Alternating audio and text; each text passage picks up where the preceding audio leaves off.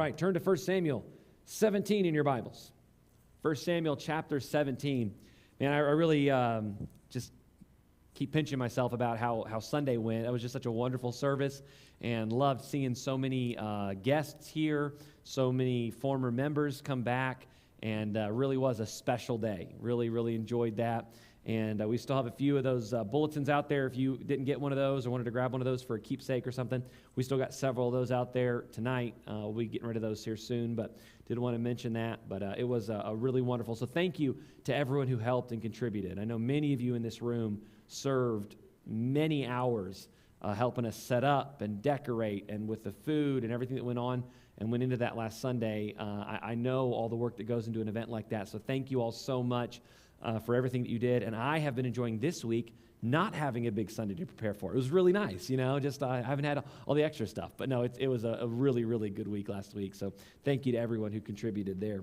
1 Samuel chapter 17. Go ahead and turn there in your Bibles. We're going to be reading starting in verse 20 here in just a moment.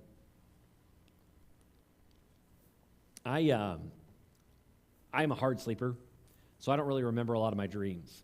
So usually when I wake up, Heather's always got some crazy wild dream that she remembers. She's a light sleeper, so she remembers all of her dreams, right? But I don't remember any dreams, hardly at all. And if I do, they're always the same kind of dream. And it's more of a nightmare than a dream. And here's my nightmares. Most people's nightmares is a boogeyman under the bed, or a monster in the closet, or some terrible tragedy that they dreamed about, right? Or some goofy, weird dream. My dreams are always the same. My dreams are that I am unprepared or late or forgot something really important. Those are my dreams. Those are my nightmares, I should say, all the time. Every time I have these nightmares of I forgot something really important, or I show up, like these are really common dreams. I'll show up to church and I forgot to get a sermon ready, or I'll show up and I forgot there was some big event planned and I forgot all about it, right? Or I miss it. Those are my nightmares, and those are, for whatever reason, the only dreams I get to remember. I hate the feeling of being unprepared. I am a list maker, organizer. Like my computer, I always have like 5 or 6 screens open at one time because I got like a million different things going on in my mind. So that's why, for me, I hate being unprepared. And I pride myself in always being overly prepared for things, right? Excessively prepared. Well, last summer, I helped run the summer camp that our teens are going to be going to this year. And last summer, it was our 3rd or 4th year doing camp. I can't remember exactly. It was our 4th year, It was our 4th camp. And so, by then, we've already done this a few times. I kind of know what's going on. I'm feeling pretty confident and comfortable. I've made a lot of preparations. I've got backup plans. That's another thing that I'm really big on, is I always try to have a backup plan. I've always got a what-if scenario list, right? Okay? And so I had backup games and alternative schedules, and hey, what if we have a rainy day? I'm figuring all this stuff out. Well, sure enough, last year, we had a rainy day. But it wasn't just a rainy day. It was multiple rainy days, and it was a lot of rain. And when you're doing summer camp, you're familiar, if you've been to a summer camp before, whether you helped or as a camper, most of the stuff you do is outside. So if it's pouring rain, that alters 80% of the schedule. Well, I had my backup plans. I was prepared for this, right? But I was only prepared for like one day of backup plans, okay? So after that first day, I'm stressing out, and I'm like, I got nothing else. I used up all of my backup games and all of my backup schedule and everything, and we've got another day. And so one thing that had happened is it flooded and muddied all of the activity fields. It flooded the sand volleyball court, so we couldn't do our activities. We were supposed to do a volleyball tournament the next day. That was really messed up. We're basically doing like muddy sand volleyball at that point because people are in like ankle deep water trying to play volleyball. And then the pool area is right off a lake. And the lake overflowed, which means it flooded the pool area, the swimming area, and so we couldn't use it because it was flooded, which is weird to think, like we can't swim because there's too much water, but indeed there was too much water, and so it was unsafe to use. And so, everything was going wrong, and I'm stressing out, and I just had to finally just sit back and just admit defeat. I was not prepared enough because I couldn't be prepared enough. There was nothing I could have done. I could not have anticipated that bad of a scenario. And sometimes things like that happen. We might feel like we're prepared in life, but something so bad or so unexpected happens.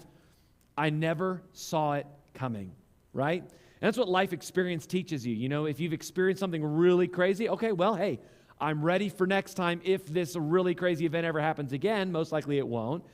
But even if you've experienced a host, dozens of unexpected crazy events, there's always going to be something you didn't plan for. So I've entitled this evening's message this: you'll never be prepared enough. You will never be prepared enough. A good Christian's going to do everything they can to be prepared for spiritual warfare, to be prepared for whatever Satan's going to throw at them, to be prepared for any challenge and any obstacle and any giant, if you will.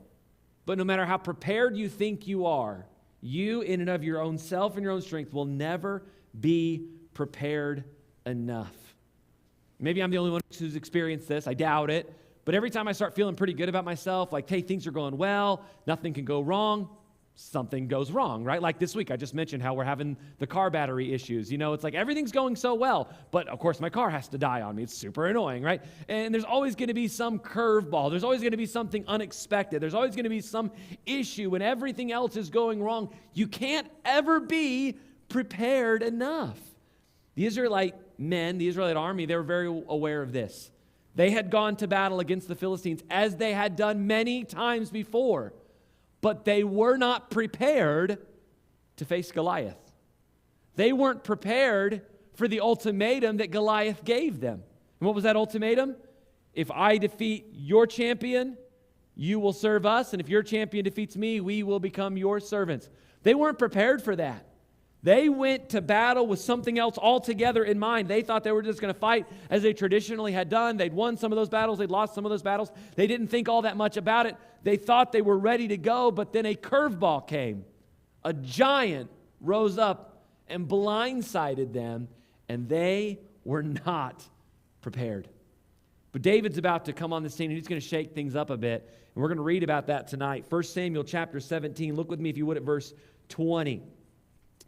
So this is kind of concluding from the end of our last text. So verse 20, and David rose up early in the morning, and he left the sheep with a keeper, and took and went as Jesse had commanded him, and he came to the trench of the host that was fighting forth to the battle, and shouted for the battle. So this is kind of that bridge between what we just talked about last Wednesday and tonight. We know that David, who has come recently into great prominence, being anointed the next king, he's kind of becoming a big deal in his family and among royalty there and among the nation. And even though he's becoming a big deal, his dad still asks him to do that menial task of delivering food to his brothers. You remember that? And getting a message, just being a little messenger boy. But David responds with an incredible attitude. He humbly goes. He's responsible in leaving the sheep with the keeper. He takes care of his duties there, and he goes on and he does the job that his dad asked him to do. So here's David arriving at the battle scene, and as he's arriving, they are marching out, as they have done, remember, 40 times before, because they've done this so far, 40 days and 40 nights. So as they've done 40 times before, they're marching to the edge of the valley of Elah, and they're shouting for battle. And so pretty much what was happening is they weren't fighting. They would just go out to the edge of the valley, and they would just yell at each other. It's just ridiculous. Like, the scene just sounds really funny. But obviously, I'm sure they were yelling threats at each other. They were just screaming, shouting match, basically trying kind of intimidation tactics, you know. And so David arrives as this is all transpiring. Look at verse 21. And for Israel and the Philistines had put the battle in array against army. And David left his carriage in the hand of the keeper of the carriage and ran into the army and came and saluted his brethren. So far, everything that his dad has requested of him. Verse 23. And as he talked with them, behold, there came up the champion of the Philistine of Gath, Goliath by name, out of the armies of the Philistines, and spake according to the same words, and David heard them.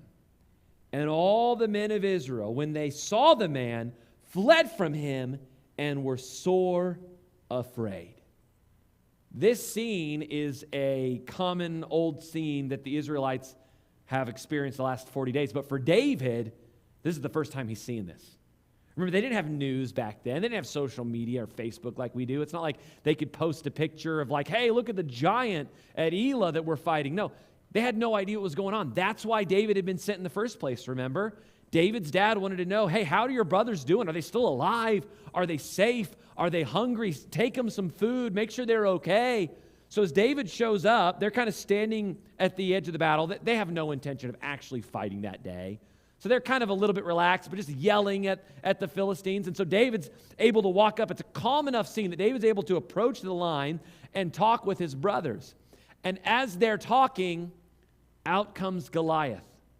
And the Bible says he basically just repeats his message that he has shared day after day after day. And what was that message? Going back to verse 8, it says, and he stood and cried unto the armies of Israel and said unto them, why are ye come out to set the battle in array? Am not I a Philistine, and ye servants to Saul? Choose you a man for you, and let him come down to me. If he be able to fight with me and to kill me, then we will be your servants. But if I prevail against him and kill him, then shall ye be our servants and serve us. And the Philistines said, I defy the armies of Israel this day. Give me a man that we may fight together. For 40 days, twice a day, Goliath would march out in front of the enemy line, and he would proclaim the same message. Send me your champion. I defy your army. I defy your nation. I defy your God. I mean, just spitting in their face. And so David, he's coming on the scene for the first time. When he sees this giant, obviously I'm sure that was intimidating. This is the first time he's seen Goliath. So he sees this giant, armored and with his massive weaponry, probably a little bit intimidated. But this guy throws down this challenge. He mocks Israel. He mocks their army. He mocks their God. I imagine David was really fully expecting to turn around and see one of the Israelite men stand out and be like, I'll fight Goliath. He was probably ready to see his brothers, his big, strong brothers, step up and be the hero that day. But none of that happened. The Bible tells us they turned and ran and hid, just as they'd done every day before. Think about that as well. This is something they'd seen for 40 days in a row, and they were still running and hiding like cowards. I mean, I know maybe that's how it is when you see a rat or a snake or a spider. You've seen 100 spiders in your life, but it still doesn't change the fact that you get scared every time you see one, right? But the Israelite army, they'd seen Goliath. They knew he was coming. They knew what he was going to say. It didn't change the fact that as soon as he came out and gave his ultimatum and his challenge, they ran and hid. Why? They didn't want to fight him. They didn't want to be the hero that day. None of them were prepared to give their life and be the guy who lost to Goliath, so now Israel's the slaves of the Philistines forever. So they run and hide, and as they're running away, I imagine David's kind of ushered away with them. He's probably just with the crowd like, what is going on? What's going on? He's probably asking some questions. And so look with me. He says there in verse 25, after they ran away, saying they were sore afraid, it says in verse 25, and the men of Israel said, have ye seen this man that is come up? Surely to defy Israel is he come up, and it shall be that the man who killeth him, the king will enrich him with great riches, and will give him his daughter, and make his father's house free in Israel. Pretty good. They're literally like, I love how it starts out though. They're looking at David like, did you just see that guy? Like, you probably think we're cowards for running, but I'm like, did you look at him? Did you see how big he was? Did you see the armor he had? Did you see the weapons and the size of those weapons? None of us stand a chance. But King Saul said, supposedly, the man that defeats Goliath is going to be given riches. He's going to be given the king's daughter to marry, which means you're going to be married into royalty. And your father's house is going to be tax-free for the rest of his life. That's a pretty good deal. That's a really good deal, especially for a young single soldier. Man, you are taken care of financially the rest of your life. You get to marry into royalty. Your dad's taken care of. He can retire early because he doesn't have to pay taxes anymore. I mean, life is good. All you got to do is kill the Philistine. No big deal, right? Except it kind of was a big deal, and that's why no one was doing it, and that's why everyone was running, and that's why Saul had to offer such a sweet deal for them to try to incentivize them to do this, right? Verse 26, and David spake to the men. This is his response. This is David spake to the men that stood by him, saying, what shall be done to the man that killeth this Philistine, and taketh away the reproach from Israel?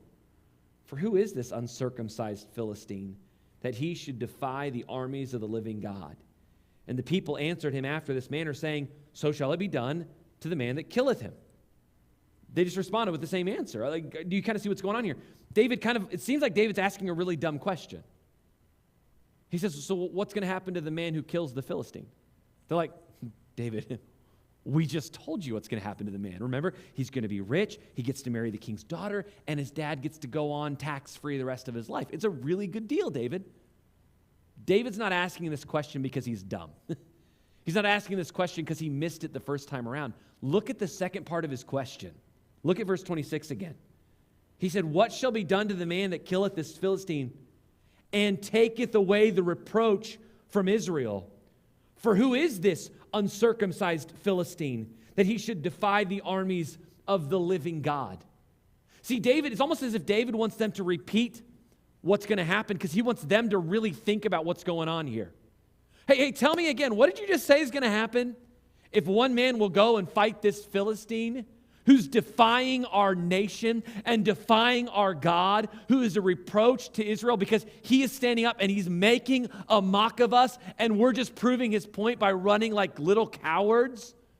What's going to happen for that man? And David's not asking what's going to happen because he genuinely wants to know what's going to happen, and he's really enamored with all this wealth and marrying the king's daughter. No, even David, as a young man, we believe to be a teenage boy, probably an older teenager, not old enough to fight in the battle, so an older teenager, even he recognizes, this is ridiculous, guys. Why are we being such cowards in the face of this giant? I know he's big. I know he's strong. I know he's got great weapons. But he's making fun of not only us, but our God as well. So the men, they rehash, like, David, you're going to be rich. You're going to marry the king's daughter. Your dad's going to be tax-free. And as David's brothers overhear this conversation, they get angry. Look at verse 28. And Eliab, his eldest brother, heard when he spake unto the men. And Eliab's anger was kindled against David, and he said, why camest thou down hither? And with whom hast thou left those few sheep in the wilderness? Almost degrading his brother here. Like, you have just a pathetic job. Who'd you leave those 3 sheep with, by the way, David, when you came out here? Look what he says. And with whom did thou leave the few sheep in the wilderness? I know thy pride and the naughtiness of thine heart, for thou art come down that thou mightest see the battle. And David said, what have I now done? Is there not a cause? And he turned from him toward another and spake after the same manner. And the people answered him again after the former manner. So again, you got to follow and live out this sequence with me. David's questioning these men almost in disbelief, like, guys, why has 40 days passed and nobody fought Goliath then? Like, you should have fought Goliath on day 1 because of what he's saying about our nation and our God. But now the king has sweetened it so much. Why is nobody fighting? And Eliab, furious at his brother for multiple reasons, right? First of all, it's his brother, right? You never like it when your brother shows up and tries to outdo you, you know? Oh, little David, you're going to be braver than me? Oh, by the way, David, in front of all these men, who'd you leave those few sheep with?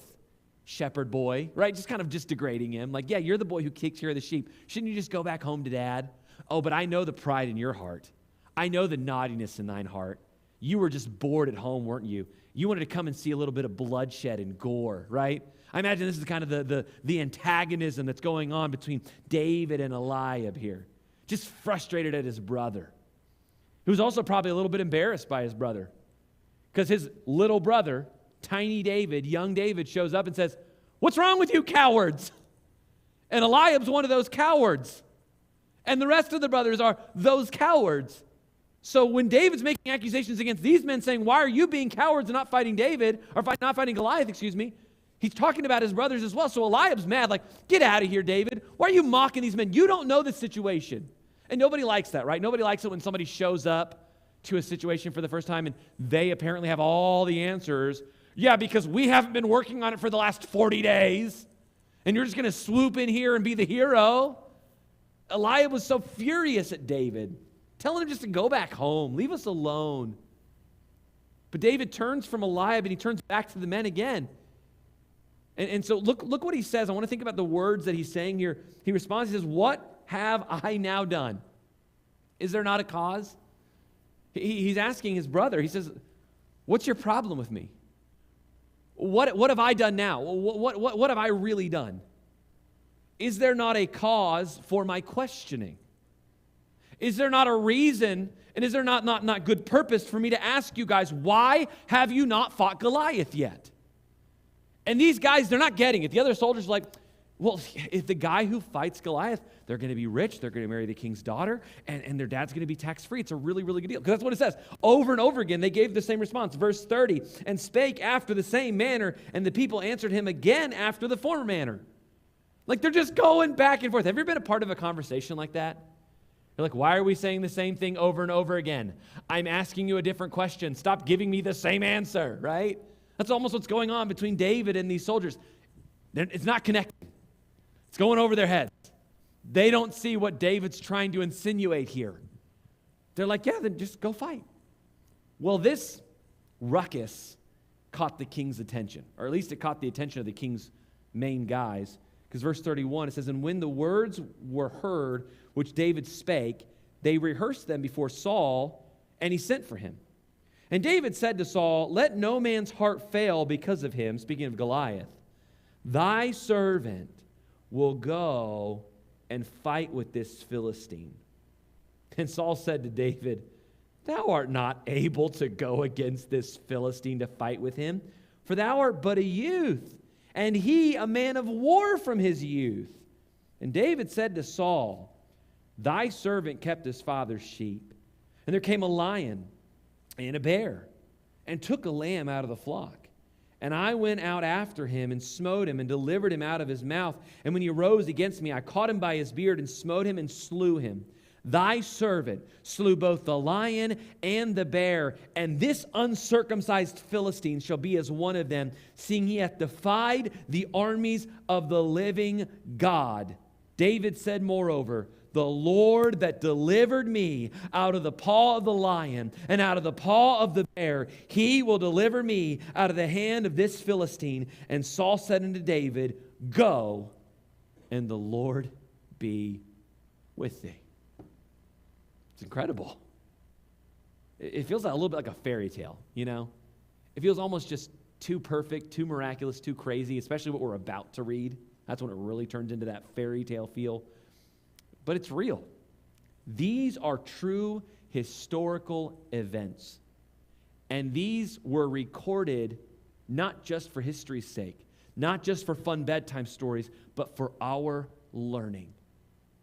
So is this news of David basically arguing with these hardened soldiers, this teenage boy, calling these men cowards? Word gets back to King Saul, so Saul's like, send David into my tent. And David shows up, and David literally looks at King Saul and says, I know these guys are losing their minds. He used the term, their hearts are fainting. They are so scared that they are about to pass out, Saul. He's like, don't let these men's hearts faint. I'll go. A teenage boy, right? I love that about like little boys. All right, I got my two boys. They're hilarious. Gavin especially is scared of nothing. You know, if there's like a spider, Gavin's like, I'll kill it. Don't you guys worry. You know, like he's scared of nothing. You know, no fear. Hey, if a bad guy comes into our house, I'll beat him up. You know, Gavin's 6 years old. He's little. He's not beating up a bad guy. But in Gavin's mind, Mom, don't you worry. If a bad guy comes, I'll beat him up for you. Yeah, scared of nothing. That had to be what it felt like to Saul. When David comes in and David's like, hey, King Saul, I know these guys are scared of Goliath, but I'll take care of it. Don't you worry. Saul's like, David, you can't fight Goliath. What are you thinking? And not only do I think it's a bad idea because you're so young, but like literally you can't fight Goliath. He wasn't old enough to be a man of war. We know from the Bible, specifically Numbers chapter 1 outlines for us the rules of military life in Israel. And among those rules, it says there in Numbers chapter 1, verse 3, from 20 years old and upward, all that are able shall go forth to war in Israel. Thou and Aaron shall number them by their armies. And then later on in that same chapter, verse 45, it reiterates it. It says, so were all those that were numbered of the children of Israel by houses of their fathers from 20 years old and upward. So it was established way back there in Numbers that young men, once they reached the age of 20, they were automatically enlisted in the army, okay? They were soldiers at the age of 20 if they were physically capable and fit enough to go to battle, which means David was less than 20. I don't know if he was 16. I don't know if he was 19. He was a teenager, not quite 20 years old yet. So he's literally a teenage boy, and Saul says, you literally can't fight because it's part of our rules. Our national code is you're not old enough to fight in this battle. But David's got a story for Saul. Saul, you might remember, I'm actually a shepherd boy. And in part of my experience as a shepherd, I have encountered both a lion and a bear. Not the same time, but at different times he'd encountered a lion and a bear. And naturally, that lion and the bear, they came in, they snatched one of the sheep and carried him off. Now listen, I'm going to be honest with you. If I was a shepherd and a bear comes out of the woods and snatches a sheep, I'm going to say, goodbye, sheep. It was nice knowing you. Hope that the bear is full now and leaves us alone. Like, I don't care about that sheep enough to chase after that. But David apparently did. This was his family's well-being. This was their wealth, their livelihood. And David, young teenage David, chases after the bear and the lion, rescues the sheep out of his mouth, and then when the bear and the lion rise up against him, he says, I caught him by his beard and smote him so that he died. David literally killed a lion and a bear. Again, this sounds like a typical story a little boy would tell. You know what I mean? Like, Dad, I just saw a bear and I killed him in the woods. Like, sure you did, buddy. Okay. But David's like, listen, I have literally killed a lion and a bear. God gave me those experiences, and I know that God was with me then. And just as that lion and that bear is, so shall Goliath be. What's that? Dead. Just like I killed the lion and the bear with my bare hands, I'll kill Goliath too. Again, Saul has to be hearing all this like, who in the world do you think you are? He reminds him, he's like, you're a youth. You're not old enough to fight. You haven't been trained yet. 20-year-olds go to boot camp and they learn how to be soldiers for Israel. You aren't 20. You haven't learned how to fight. But Goliath, on the other hand, he was born into a warrior tribe. His giant family was literally, not giant in like number of people, but giant in size, right? Because he was born to brothers and parents that were all giants. He says Goliath was born in a family of warriors. He's literally fought since his childhood. The moment you went into the field to be a shepherd boy was the moment he entered the battlefield to kill his first man. Goliath is a hardened soldier. He's been doing this for years. You're fresh meat, David.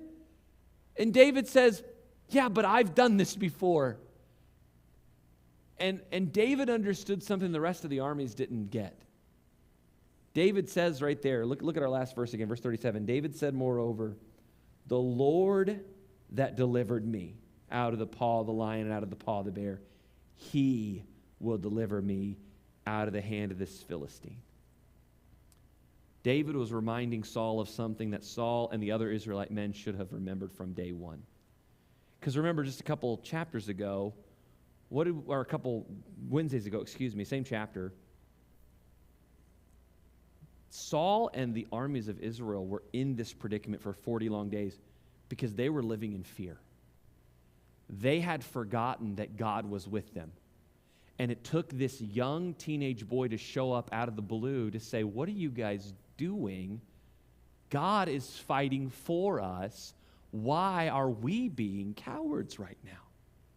Saul couldn't argue with that logic, so he says, go, and the Lord be with thee. I don't know what was going through Saul's mind. He was probably like, well, this is it. I'm glad you have volunteered to be the sacrifice for our nation. I guess we might as well prepare to be slaves for the Philistines, but at least I'm not the one dying today. I don't know. I don't know what his thought process was. But he says, David, go ahead. Fight the Philistine. The Lord be with thee. We're going to finish out the rest of the story, like I said, in a couple of Wednesdays here when we kind of get to the iconic portion of this story. But there's something that we learn from this Bible passage. In our lives, we're going to face giants. We're going to face some massive obstacles. And we are going to feel very unprepared. Because those giants are going to blindside us. They're going to be unexpected. We are not going to be ready. As ready as you think you are, we're not going to be ready for what Satan throws at us. When giants arise in opposition to us, we must rely on God to give us strength and victory. As I said a moment ago, every one of these men, including Saul, they were crippled by their fear. When we're overwhelmed by a giant circumstance or crisis, we will often yield to our own ineptitude and feelings of inadequacy. And we're going to allow that to cripple us. This only enables Satan's advance, though. Satan's already won when we just wave the white flag, like, you're right, this was too big for me, I can't do it. And the reality is, yes, there's going to be a lot of things in your life that are going to be way too big for you. There's going to be so many things that you are not prepared for, or you will never be able to be prepared for. But when those giants arise, we must still step up and stand strong for God and His truth. The truth that we see here, though, is you, in and of your own self and strength, you will never be prepared. You will never be ready. I know too many people that are waiting to serve God, and they're waiting to do more in their Christian life, and they're waiting to take that next step because, like, well, I'm just not ready yet. I have talked to other men in my position, men who feel called to ministry. They say, well, I'm not really ready to take that job, not really ready to do that in ministry. I'm just not prepared enough yet. I need to wait a little bit longer. They're going to be waiting the rest of their life. I know men who never entered ministry, who knew they were called to ministry, because they just kept saying, well, I'm just not ready. I'm not ready to take that job. Not ready. I still some things I need to learn and still some things I need to do. They just kept making excuses. Just like the Israelite men. Goliath's too big. Goliath's too strong. And all they were doing is this. They were standing back, waiting for somebody else to step up on their behalf. Well, it's obviously not going to be me, so one of you guys has to do it. I'm not going to do it. I know it's not me. I'm not prepared for it. I'm not ready. I'm not capable. I'm inadequate. We're all inadequate. None of us are going to be ready. None of us are going to be good enough. None of us are going to be strong enough. But that's the beauty of the Christian life. We're not fighting this battle alone. In this battle against principalities and powers, in this battle against Satan and his demons, we are not alone. We've got God with us. This world has become very hostile towards Christians, and it's only going to get worse. We're seeing in other countries, even in our neighbor to the north, Canada. Canada's taken a really hard stance against Christian pastors. I don't know if you've noticed this in the news lately. But there are Christian pastors up in Canada who are being arrested, who are being fined, whose churches are being shut down because they're simply taking a stance for Bible truth. That's just in Canada. It's not that far away. We don't know how much longer it's going to be before we start facing the giant of religious persecution. And even though that's a few years away, hopefully years away, we have giants of other circumstances in our lives right now too. Unexpected trauma, unexpected loss, unexpected bad news, something that's going to blindside you and take you out unexpectedly. You never saw it coming. How are you going to respond? Are you going to respond like the Israelite men in fear, in their own inadequacy, saying, we can't do it, so somebody else has to? That's the problem with the church, is because all of us are taking a step back and saying, we can't do it. We've taken this really passive approach. We live in the era known as postmodernism. Are you familiar with the term postmodernism? Basically, it's that truth is relative. Nothing is absolute. Truth is whatever you've experienced. So my truth, I've kind of shared this before, like my truth is I believe in God, because that's my experience. But, your truth might be that you believe in Buddha, okay? And that's okay. And maybe your truth is that you believe in Allah, or maybe your truth is you believe in science. And you know what? That's good for you. I'm not here to judge, man. Do what you want to do. That's postmodernism. That's why we have this era now where nobody knows what gender is. Nobody can define what a man or a woman is because we live in the age of postmodernism. Your truth is whatever you feel today.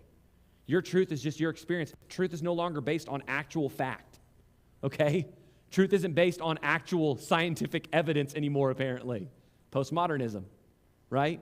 That's the age that we live in right now. We're about to face a whole lot more obstacles, church. It's not going to get any easier to be a Christian. It's not going to get any easier to have any morals or to do anything right at all. We've got to be willing to take a stand when no one else does. Because a lot of churches are retreating right now, and they're giving in. And there's a lot of churches now that are saying, you know what, we're okay with the transgender movement. You know what, we're okay with whatever you guys want to do and whatever sin. And we are giving in to Satan, and Satan is running all over us because we're too afraid to take a stand. Because we look at what's going on in our government, we look at what's going on in Canada, we look at what's going on over in Russia, and we get overwhelmed. And can I be honest with you? It is overwhelming. There's been moments in my life, even recently, I look at the news and I'm like, boy, this is overwhelming. I got to raise a family in this world. Boy, this is overwhelming. I got to pastor a church in this world. Man, this is just unrelenting, the attack of Satan on our Christian families right now. I can't handle it. I'm not going to ever be enough. And sometimes I just feel like, that classic, like, well, I'm ready for God to return. Take us out of here because I don't really want to fight this mess anymore. But God's still got us here fighting, doesn't he? And God didn't leave us here to fight so that we could retreat in fear. God left us here to fight against Satan and against sin and against oppression, against morals and righteousness and salvation, because there's somebody else that needs to hear that message. We don't need to retreat, church. We need to advance. And as we advance, we need to remember, as we take a stand for God and his truth, God will fight with us. God will always be with his children who are operating in obedience. We're not fighting alone. So yes, you are inadequate. I'm inadequate. You're unprepared. I'm unprepared.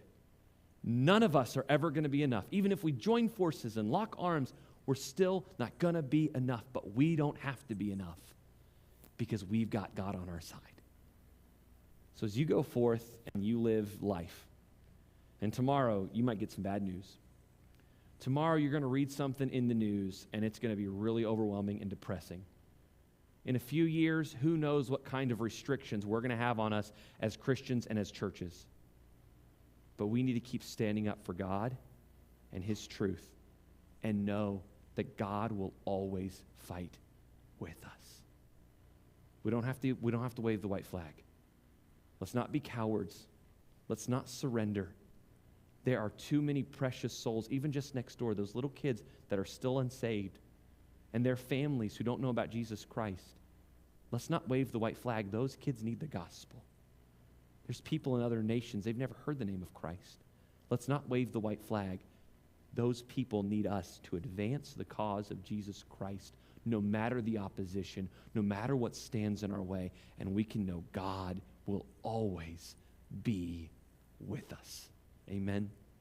Let's stand. Let's fight. Let's do the work that God has called us to do in God's strength.